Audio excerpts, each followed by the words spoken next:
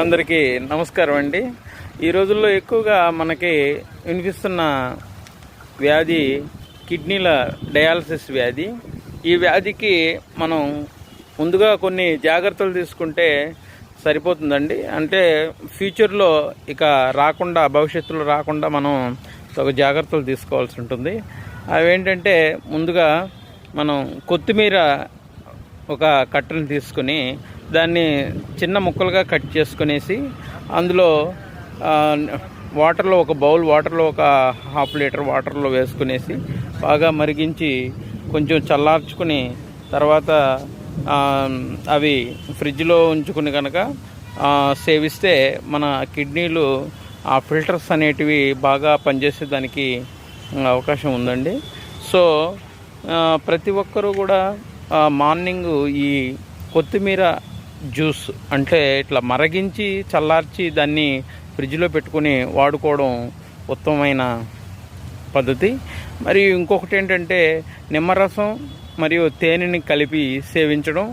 So ఇది చేస్తూ కొంచెం శారీరకంగా శ్రమ చేయడం, ఒక రోజుకి కంపల్సరీగా గంట సేపు నడక అనేది మీ జీవితంలో భాగంగా చేసుకోవడం ఈరోజు ఎంతైనా అవసరం ఉంది.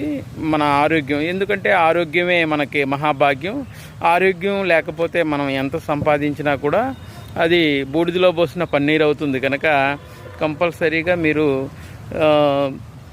ఈ యొక్క కొత్తిమీర జ్యూస్ పద్ధతిని మరియు ఈ నిమ్మ యొక్క సుగుణాలు ఉన్నాయి కాబట్టి అందులో నిమ్మకాయ రసాన్ని మరియు తేనెని కలిపి ఒక 3 పూటలు కనుక మీరు సేవించినట్లయితే చాలా సమర్థవంతంగా మీ కిడ్నీల పనితీరు అనేది మెరుగవుతుంది.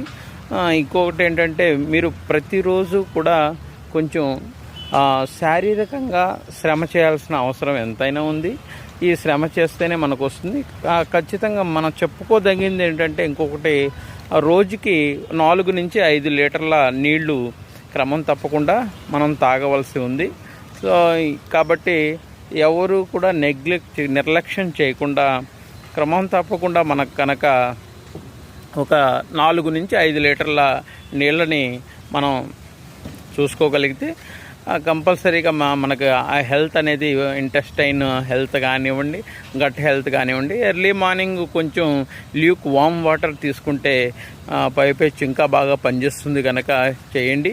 వీటితో పాటు కొంచెం స్ట్రెస్ రిలీఫ్ అనేది చేసుకుంటూ వాకింగ్ మార్నింగ్ పూట మంచిది ఇంకా చేస్తే బాగుంటుంది. నమస్కారం, ధన్యవాదాలు, థ్యాంక్ యూ.